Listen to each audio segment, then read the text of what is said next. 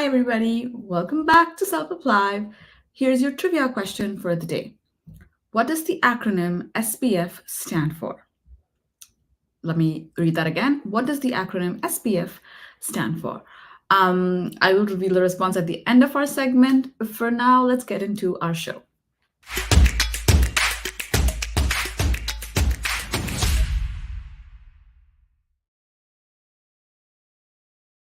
If you're new here, CELPIP Live is an interactive YouTube series made to help CELPIP test takers like you understand a little bit more about the CELPIP test.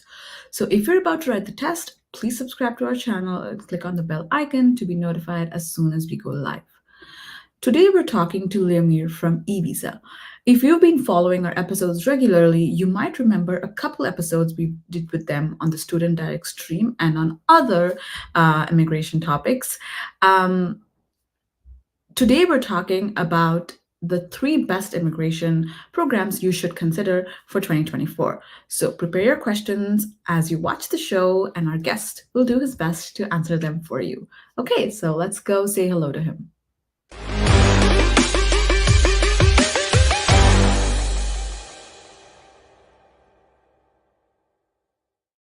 Hi, Leomir. Welcome to our show. How are you doing? Hello, I'm doing great. How are you? I'm doing great. As always, thank you for joining us. We already have a couple people who joined us today. So I'm not going to take up too much of your time. Let's get into our topic for today. Excellent. So, good morning, everyone. My name is Leomir Goncalves. I am an immigration consultant here at TV's Immigration. And welcome to our live session today. We will dip into the top immigration programs of 2024. We know that immigration can be a life-changing decision, and knowing the best pathways is crucial. So today we will explore 3 exceptional programs that can offer promising opportunities for you to move permanently to Canada. So first option we'll talk about today is the express entry system. The express entry system was created by the Canadian government, and it is designed to fast track the immigration process for skilled workers who wish to settle in Canada permanently.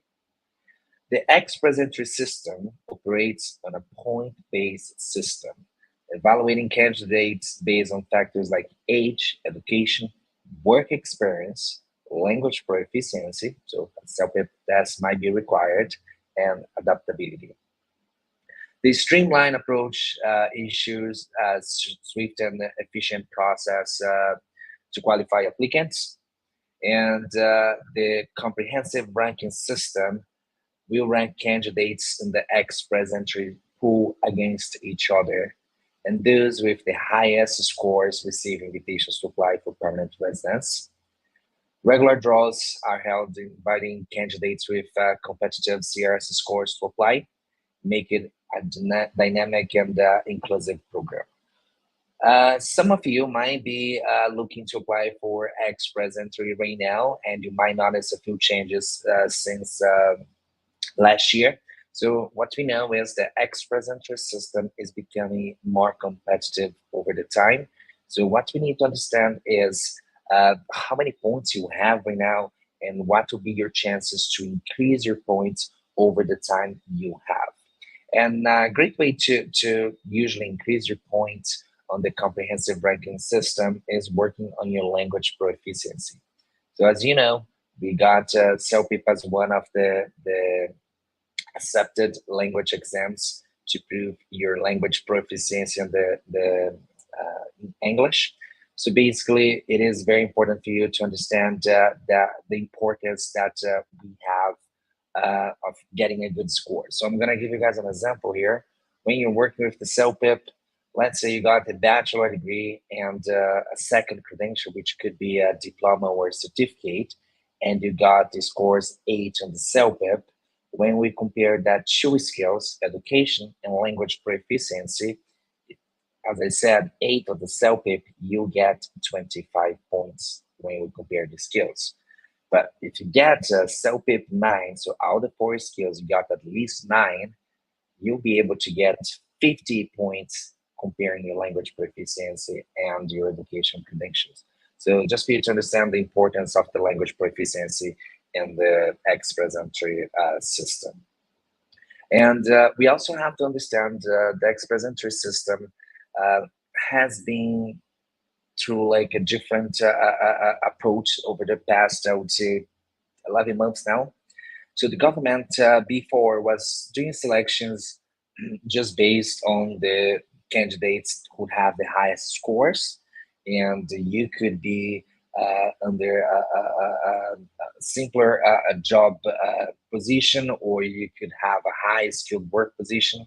So basically, right now, what the government is also doing is they're doing selection according to your field of experience, and also if you could speak French.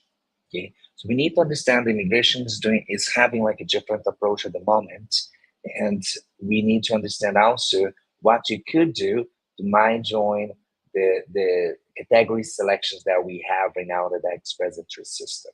Okay, the express entry system has been operating since 2015, and since then, we have changes every year, and with the changes, the process could become a little bit more competitive, but also it delivers to the government what they need in terms of immigration and sometimes focus on professions. It is something that will help.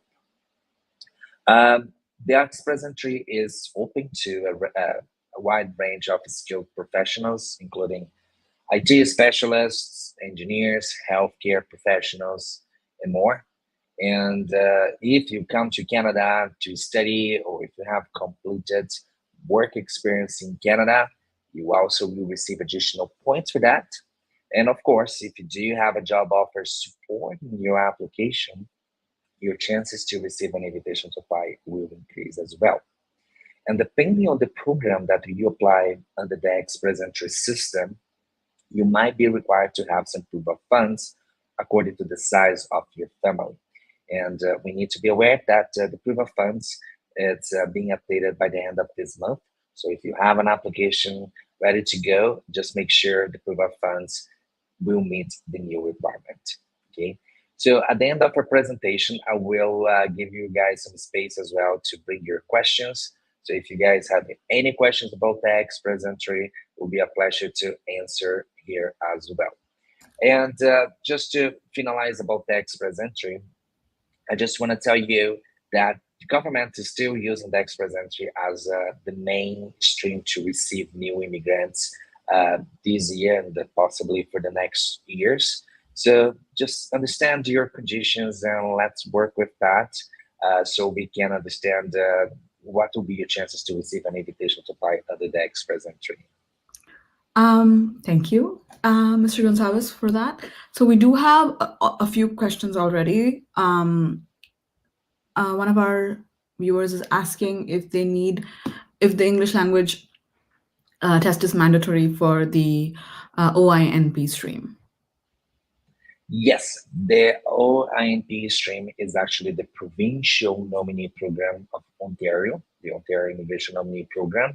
And yes, they do require you to have the language proficiency. And the next stop that we will talk today will be about the Provincial Nominee Programs. Okay. So far, you let me just recap for anybody who's joined us new. So far, you've spoken about the Express Entry program. So anybody who's joining us right now, you have questions about the Express Entry program, ask them. We will ask them at the end of the show, because now we're moving on to the nominee program. Is that correct? Yes. Okay, go ahead. Okay, so uh, immigration, it is an important matter for Canada. We need new immigrants to support our economy. Uh, and the provinces also have some responsibility of selecting candidates that will meet their needs. Right? So their needs in British Columbia is different from Saskatchewan, is different from Manitoba, is different from Nova Scotia. So each province can also have your provincial program that will select the candidates that they need. Um, the programs are offered by individual provinces and territories in Canada, and each with its unique streams and criteria, as I said, according to their needs. And the provincial nominee programs, the abbreviation PNP, is still like a popular choice for us to move ahead with permanent residence application. And I will explain the reasons for that. So the PNPs allows provinces to address their specific labor market needs and also economic priorities. As a result, they offer a wide arrays of streams targeting different professions and skill sets, and ensuring that candidates with diverse backgrounds can find suitable opportunities. So, if you look into our province of British Columbia, for example, we do have a great program for the tech sector, and right now they're also prioritize candidates in construction, healthcare, and education, and veterinary care as well is included in there. So though we have different categories that would cover different professionals, they also prioritize some specific professions that they have a higher demand. And when we look into Ontario, for example, we also have that. Ontario, for example, we have like the trades. We also have the one specifically for people who would speak French as well. And we also have for in demand, which are usually like entry level positions, but there is a high demand in the industry in Ontario as well.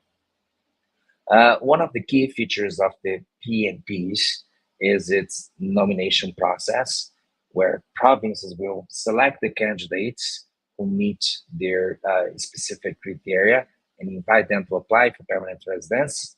Once they review your application, they will issue your provincial nomination.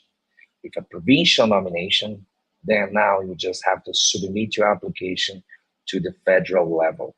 The federal level, the government will complete the review of your application, will process your background check, and also review your medical exams. And after that, maybe within a year or less, you will receive your permanent residence status. Something we're seeing right now under the PNPs, and they have been focused on that for a few months or even years now, is that they have been prioritizing the smaller communities in the provinces. So, for example, in Ontario, British Columbia, if you have a job offer, you apply under the provincial nominee program. If the job offer is in Toronto area, or if it is like Metro Vancouver, you might don't receive any points for location, but going way further from the big city centers, you will receive points based on your location. So when we're talking about regionalizing immigration, we are talking about bringing more people outside of the big cities to also reduce the cost of living in the big cities, and also bringing skilled workers to smaller cities and help those cities to develop as well.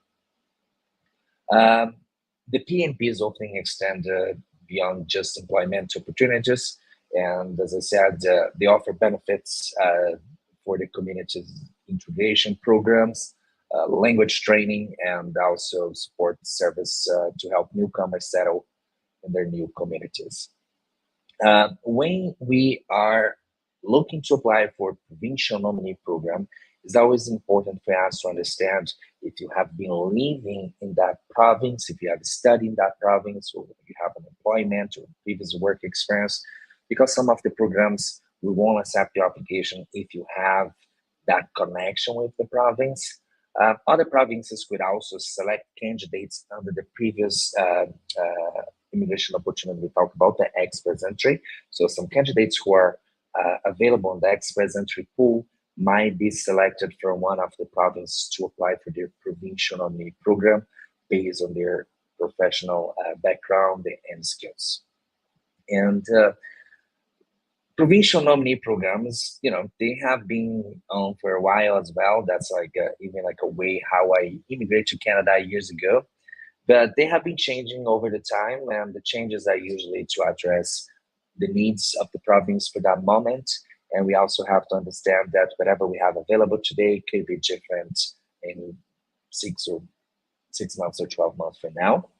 Um, a good thing about the provincial nominee program compared to the express entry system is usually the language requirements, which could be lower than what we needed for the express entry. So when we talk about on the express entry, that 9 on the CELPIP will be desired for you to achieve a high amount of points. On the provincial programs, sometimes with a level of 5 in the CELPIP, you might be able to meet the language requirement. And another good thing about that, the provincial nominee programs, most of the categories that we have, language, it is important, but it's not like a higher level that you need to apply. And also age. Most of the provincial nominee programs, they do not consider the age factor when you look into the selection criteria. While the express entry, for example, once you complete 30, you are going to start losing points in that system until you are 45-year-old and you don't have any more points for age. Okay, so if you have passed the 30, 35, and the express entry might not be a suitable option for you, basically, we will look into the provincial nominee programs because that could be a better option for you. Okay. If you do have any questions related to the provincial nominee programs, I will be answering them as well at the end of our presentation today. So please feel free to send it to us. Hi, thank you, Leonie. We actually are getting quite a few questions. So I'll just quickly go back to the original question that we asked about OI and B. The user was actually talking about OI and B international student stream. So wait, let me just quickly. Okay. So I have a good score without it too. So if I get an invitation, do I need English language scores for getting PR letter? Um, Hang on. Yeah, it's the OINP International Student Stream.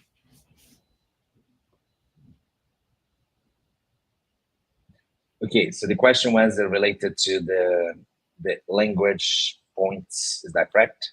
They're asking if they apply through the OINP International Student Stream, do they still need to write? Is it mandatory to write the English language test, even if they already have good points, good scores? So basically the point, if you have anything below like a CLB6, which will be a CELPIP 6, so if you got 5 or 4, you want to receive any points for that. So you only receive points for the language proficiency if you receive 7 or above.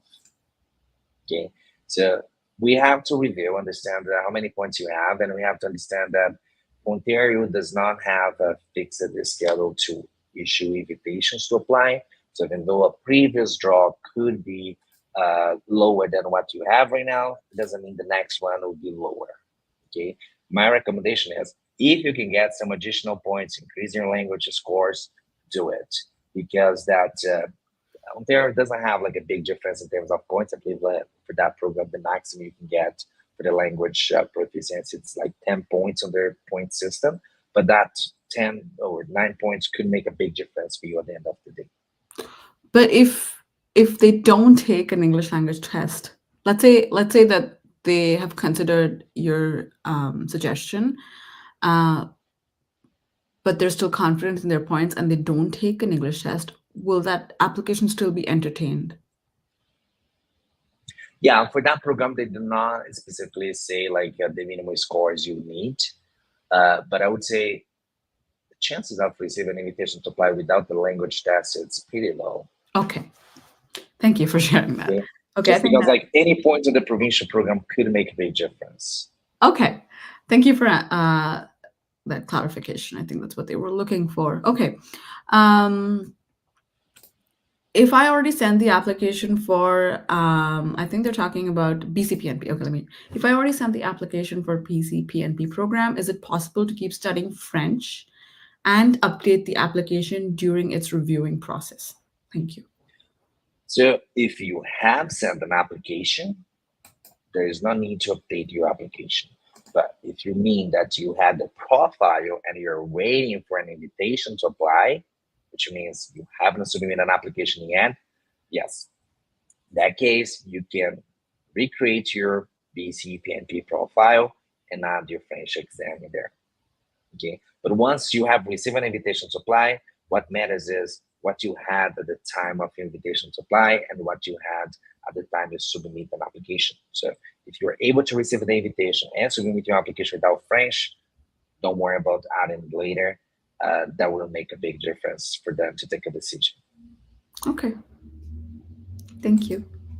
Um, okay. Is there a separate application to get into PNP, or does being in the express entry pool automatically add us in the PNP also? So we have different streams under the PNPs. One of the streams that we have is, for example, in Ontario, we have the human capital period stream. So basically, the immigration office will come to the express entry system and will invite candidates based on specific criteria. So there, for example, they have been focused on um, tech professionals, healthcare professionals, and trade occupations. So if you receive an invitation to apply, I would say, you're lucky. It's like a lottery. You won the lottery and then you can submit an application. But the other different streams, such as the international graduate or the foreign worker streams, that could be like in other provinces as well. Um, Usually you will have to get the job offer to apply for it.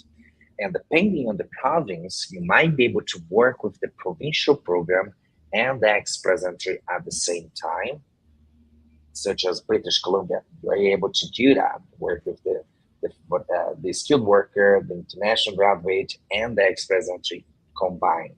And once your nomination is issued by the province, then you get 600 points. And then under the express entry, that 600 points will definitely bring you an invitation to apply and move forward with an application. But when we're talking about provinces like Ontario, their foreign worker stream, international graduate stream, they do not have any connections with the express entry, which means once you get to the provincial nomination, you will also submit an application for permanent residence on the federal level, but that's outside of the express entry system. Okay, so just to summarize, it will depend on the stream that you are applying for. Okay, thank you. Next question. I feel like this is a similar, your response is going to be similar to this one. Is 463 a good CRS score? It depends. If you were considering the general draws, I would say no. Right now, they are doing invitations to apply in general draws. I think the last one was 529 points.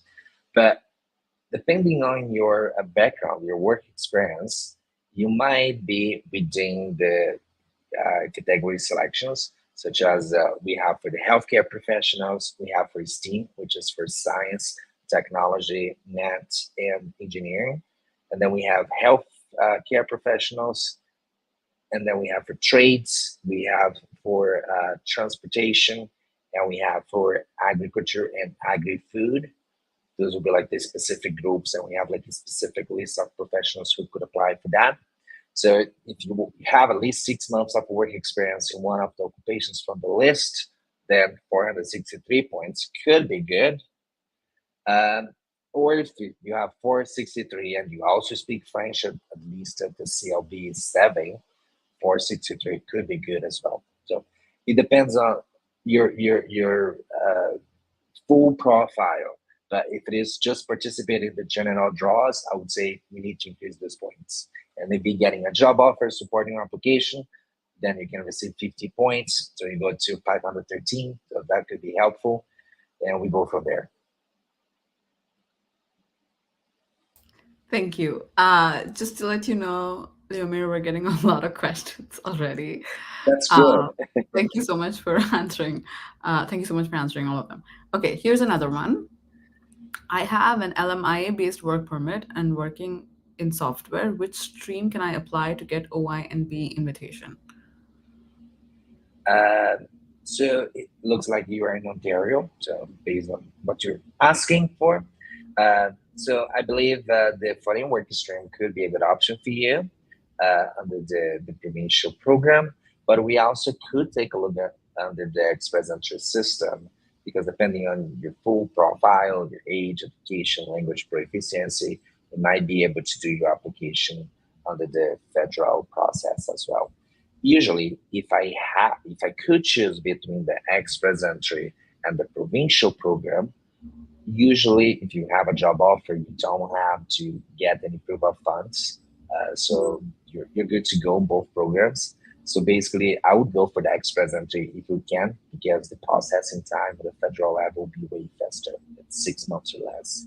And if you do the provincial program, you have the provincial processing time, which could be somewhere between 3 to 4 months. Sorry, and then later you have the federal processing, which could be about 11 to 12 months. So it could be like a year and a half, let's say, the total doing the provincial program, right? So in terms of timing, if we can, we definitely will go under the express entry system. Thank you. Um, okay. Hello, can you please share the minimum CLB requirement for the PNB program of different provinces? So I will give you a general information because each program and sometimes even categories could be different, but usually a CLB 5 is the minimum required for you to do a provincial program. But remember, uh, some programs such as the one in British Columbia, you get points for your language proficiency. So meeting the minimum requirement, sometimes it's not enough for you to receive an invitation to apply, right? So what we want is we want to understand the full picture, know how many points you have with the minimum scores, and if you increase your scores, how many points you could have, and what will be your chances to receive an invitation to apply after that. Thank you. Okay.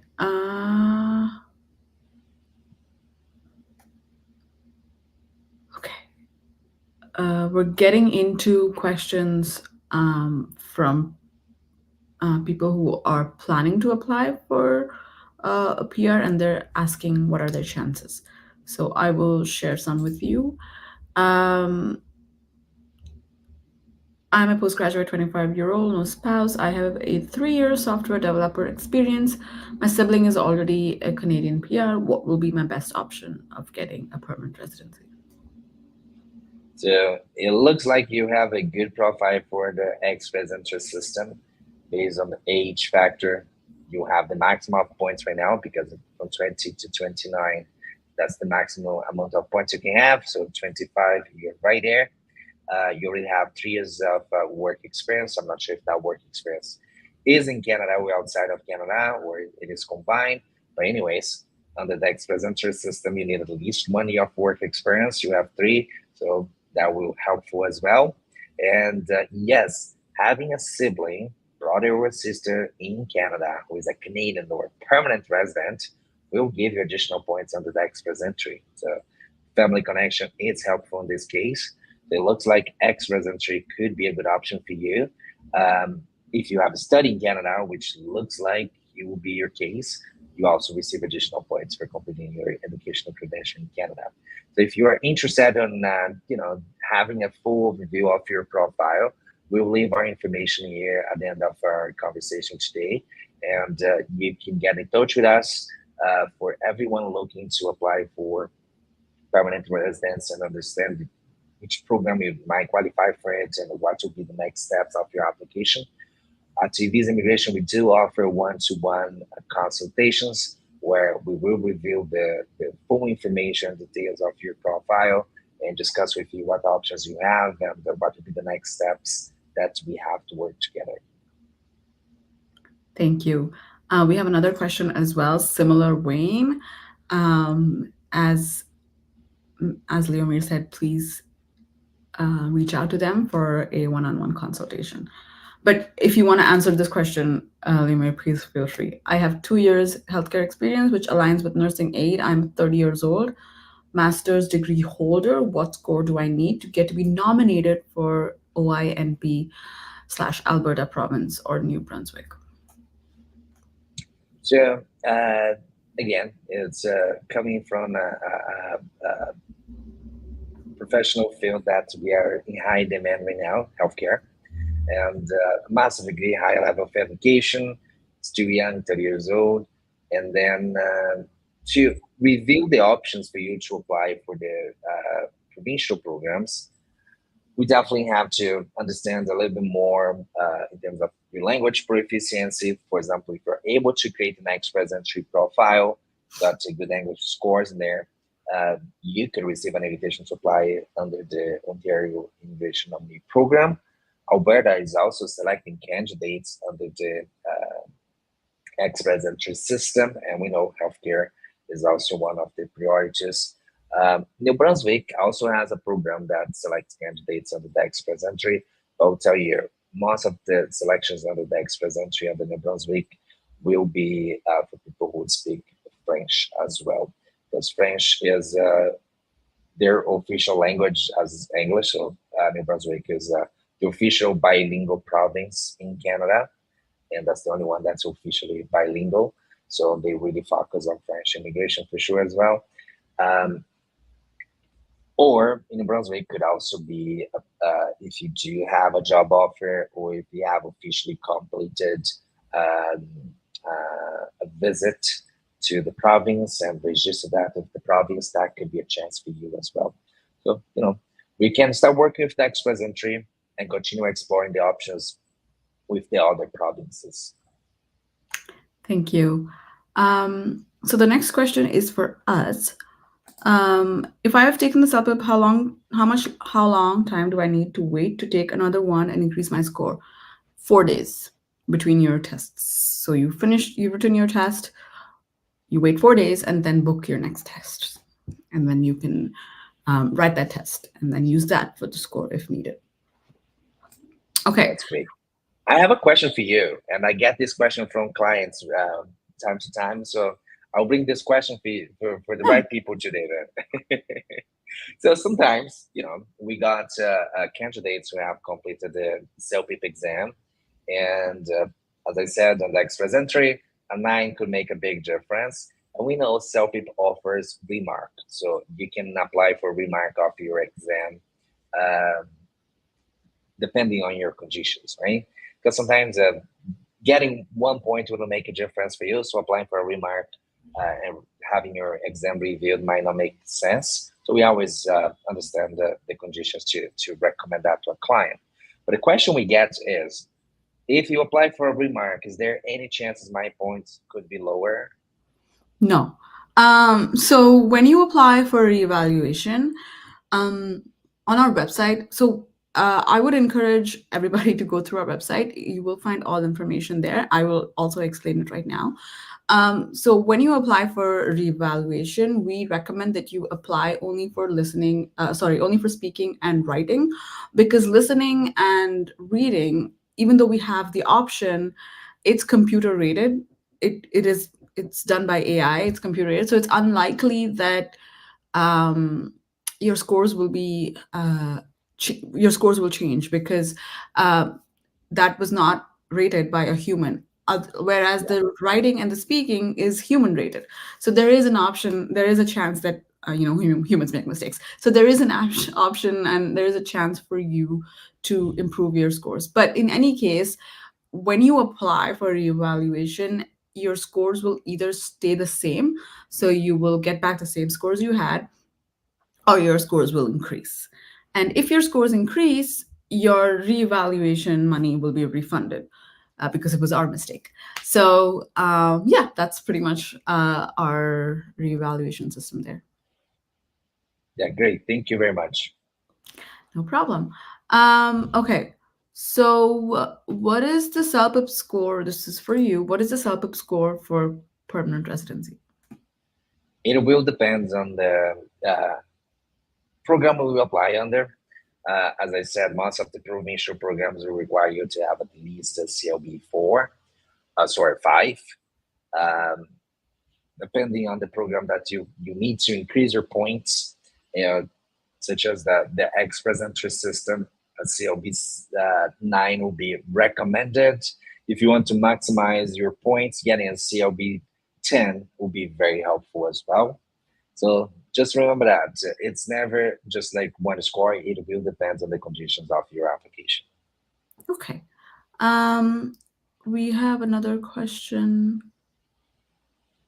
That was a good question. Okay. Wh- Which job is a better option in terms of points for permanent residency, agricultural farm supervisor or biological technician? If we're talking about the ex-presentry category selections, and I believe that might be your case, yes, depending on the job you have, and if you have at least 6 months of work experience, that could be helpful. Regarding the agriculture and like the category selection for agriculture and agri-food, basically they have three positions that could apply for it. He could be selected, not apply, but could be selected under the category selection. One is for agriculture service contractors and farm supervisors. So you said farm supervising there, so that could be an option. The other one will be contractors and supervisors, landscaping, grounds maintenance, and horticultural services. And the third one will be butchers, which could be for retail or wholesale. So all the three, if you have at least 6 months of experience, you could participate on the category selection for that specific field.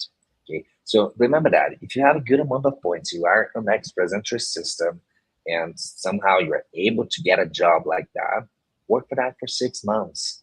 You might be able to use that uh, this year still. We're still like May 16 right now, so you still could get the 6 months of work experience this year, and you might be able to receive an invitation to apply under the specific category selection. We just have to remember that the category selection will be reviewed by the government every year. So it doesn't mean like this year we have this, the next year will be the same. We don't know it yet. We know that the government implemented the category selection June last year, and for 2024 they said we will keep the same selection, but we still don't know about 2025. So it's really hard to tell you, like, if you work at the end of this year and you will complete the 6 months next year, if you would still be able to use that. But remember, guys, immigration is sometimes I would say like it's a card game, so you need to have all your cards that you could play with that, right? So you might don't have just one option. You have to work with plan A, plan B, C, D, and then from time to time we will review the strategy and understand which one could work better for you later on. Okay, thank you. Um, okay, we get into a lot of questions about people asking if their chances for PR are good. Um, I'm not sure. Like, do you want to answer all those questions right now? Yeah, Yumi? yeah, Okay, we could answer some of them. thank Just you. remember, we can't.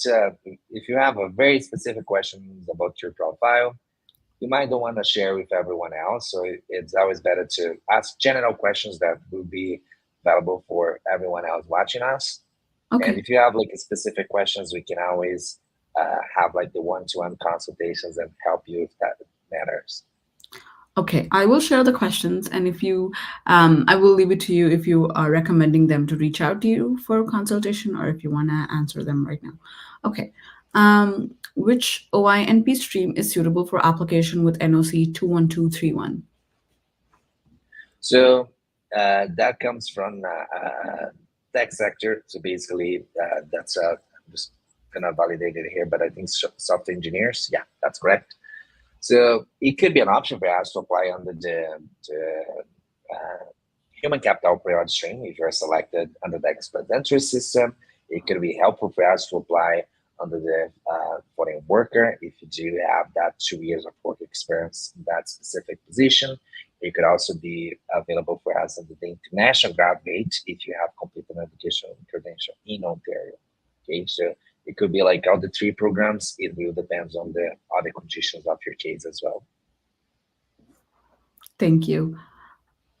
Okay. Okay.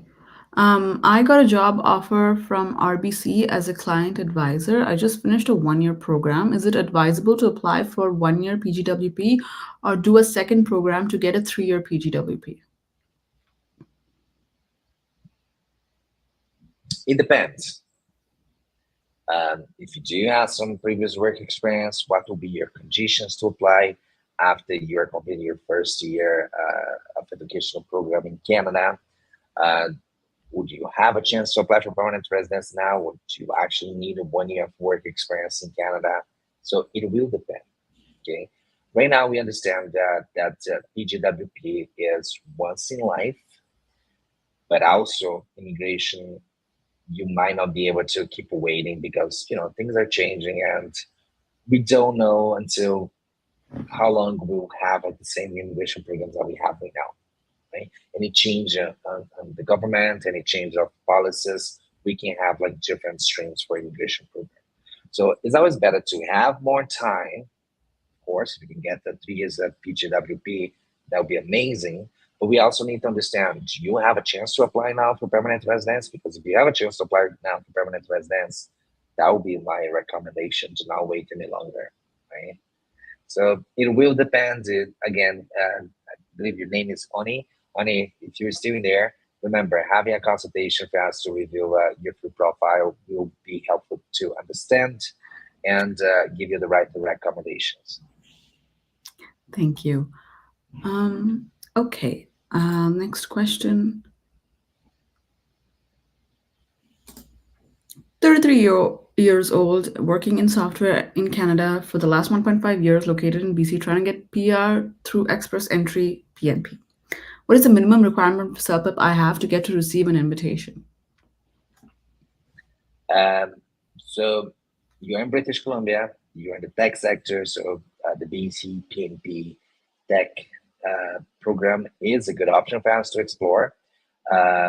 Right now, even the BC PNP tech, which usually was a great option for us over the past 2 years, right now it's a little bit more competitive. So getting a higher scores will also increase your chances to receive an invitation to apply. We also can understand, based on what you said, like you have 1.5 year of work experience in Canada. So the Canadian experience class under the express entry could be an option for us. Depending on the job you have, we might be able to get your employer to support your application with a labor market impact assessment, which could give you the express entry system 50 additional points. So it's not only about the BCPNP, but we can also explore the federal option based on what you're telling us here. And Mohammed, yeah, get in touch with us. Let's talk about your situation and review what we can do. Thank you. Leomir, I just thought if you could share verbally an email ID that they can all of our users can reach out to have a one-on-one consultation with you, I can ask my producer to share it in the bottom of the screen. Yeah, and we also have the direct link that you could use to proceed with the booking. So I'm gonna send it to you here, Okay. and then if you guys want to go straight away to make the booking in our webpage, I will give you the link for you over here, so the producer can just share with everyone.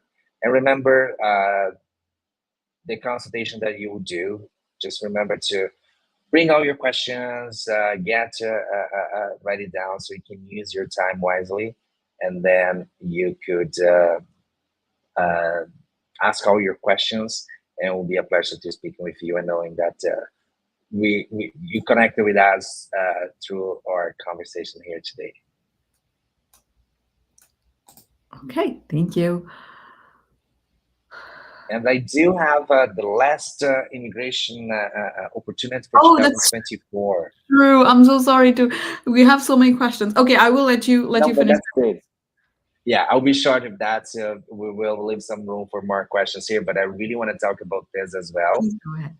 Uh, as I said, with the provincial nominee program and even the express entry, The government have been prioritizing few categories of professions, and also right now what we're seeing is regional immigration programs are also coming more to a place where it become like it might be a best option for many people. Okay, so regional programs like the Rural and Northern Immigration Program, the Atlantic Immigration Program, could be good options depending on your location. Why these programs might not be as well known as extras and or the PNPs, they also offer unique advantage. Regional immigration programs are also specifically tailored to address the demographic and economic challenges by less populated or economic developing regions of Canada. By encouraging immigration to these areas, the programs aim to stimulate local economies and help the communities to grow up. Uh, to attract newcomers, regional programs will often offer additional incentives such as accelerated processing time, lower eligibility criteria. Uh, they will also help with the settlement in the province and integration with the community as well. Um, and that will help you to have a smoother transition to life in Canada. Right? Whether you are interested in living in a small city or coastal communities or different territories, regional immigration could be an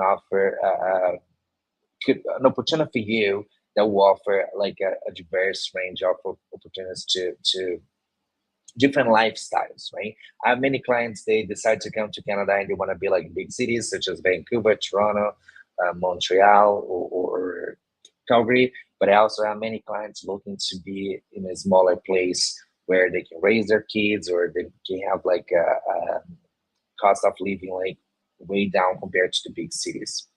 So if you are open to explore new opportunities, exploring the region of the Atlantic could be a good option. The rural and northern program will also go through some changes this year. The government will add different communities to the list uh,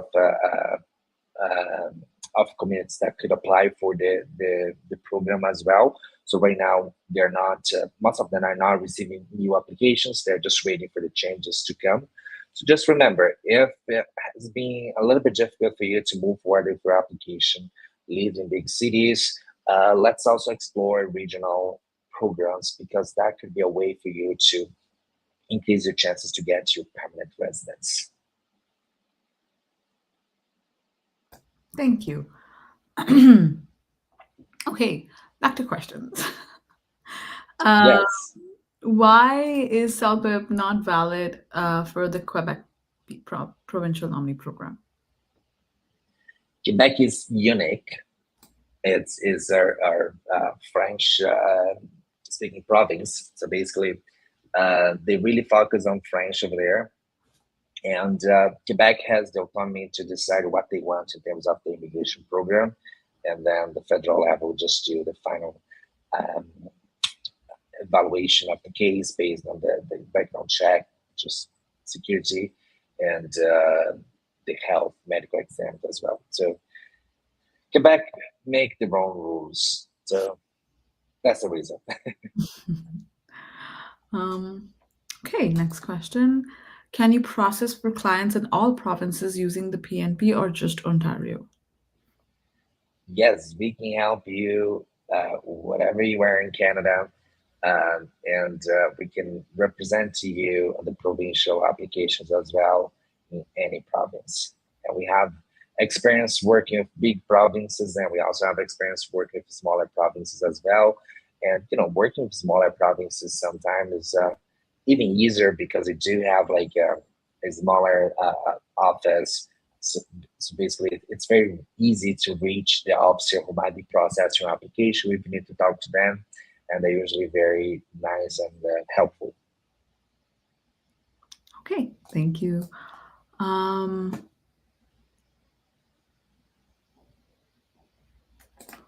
what are my chances of getting permanent residency if I'm doing a year PGD program at New Brunswick, Human Resource Management course. I'm resuming this coming fall. Okay, so getting the educational credential in Canada, it's very helpful because you might be eligible to get your post graduation work permit, and that will also help you to enter the job market in Canada. There are a few programs, provincial programs, that you could apply in Brunswick as well, based on your education level. And after you complete your graduation, having a job offer that could support your application. Also, we can consider the express entry system because once you're in Canada, you have completed an education credential. That will give you additional points. So if all the other factors are in a way that will be helpful for us to have a good amount of points, that could be an option for us. Um, and yeah, I would say smaller provinces, when you're living there, you have your connections in there, that could be a great option. And for the Atlantic, where New Brunswick is located, uh, you have the provincial program and you also have the Atlantic program. Right? So that's great because we can explore both options.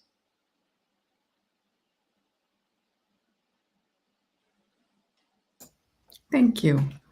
Um, I wish you could see the questions from this side. There are so many. Um, okay, I'm so glad that you're here today, answering all these questions. Okay, so I think this is just a general question. How can international candidates find jobs in Canada for healthcare? I'm looking for a pharmacy assistant. I think they're asking um, as an international employee, and I don't think they're asking as a student. Uh, it's more How like a international international candidates, right? candidates? I think they're not. I don't think there's international student. I think they're just Yeah, uh, they're outside of Canada, yeah. right? So we have to understand that healthcare professionals are usually regulated in Canada. So you need to understand that what you need in order for you to apply for it. Uh, some provinces might be a little bit more flexible in terms of your credential being validated in Canada. Some other provinces might be a little bit more restricted, and then you need to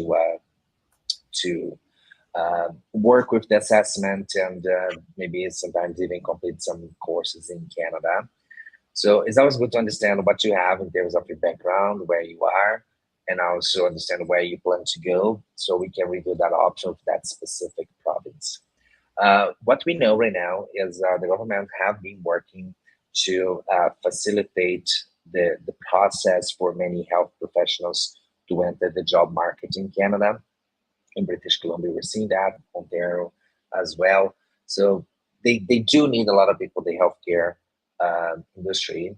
So they are creating pathways that they could do the transition to the job market way easier than before, right? Because before, many people who are coming here with their nursing school or the medical school, they're just working something else because it was so difficult and expensive to work on their fields of experience. So right now, the government is facilitating the process and even giving some incentives to move ahead with the process.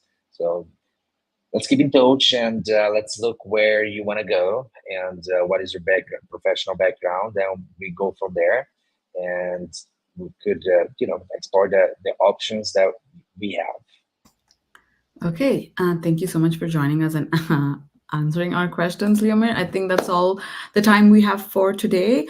There are more questions coming in. I can see that in the chat. So you can either, so if you've already taken note of this link, if you haven't taken note of this link in the live chat or on the screen, it will be posted as a pinned comment under this video. So once this video is done, you can come back later and check the link, use it to access use it to access information from Leomir and then have a one-on-one consult with him. But thank you so much for joining us, Leomir. We really, really appreciate your presence today. Thank you for having me here. Thank you, everyone, for bringing your questions. It has been a pleasure talking to you all today. Thank you. Bye-bye. Bye. That was Leomir Gonzalez from eVisa Immigration. Again, you can find all the information. You can find information on ways to contact them on their website, eVisa Immigration. But you can also access the link, which will be posted as a pinned comment under this video. If you weren't able to ask questions in the chat, feel free to ask them in the comments, or you can also just use the link and ask it to eVisa directly. I think that's better to ask eVisa directly because unfortunately we won't be able to answer any immigration questions. Okay. I haven't forgotten your trivia question for the day. The question was, what does the acronym SPF stand for? Uh, Nobody answered because, rightfully so, we were all focusing on the episode today. The answer is sun protection factor. So yes, it's sun protection factor. If you thought like me that it was something scientific, it's not. It just says sun protection factor. Anyway, thank you so much for joining us. Please stay tuned on our Instagram account for our next episode. And then we will see you then. Bye.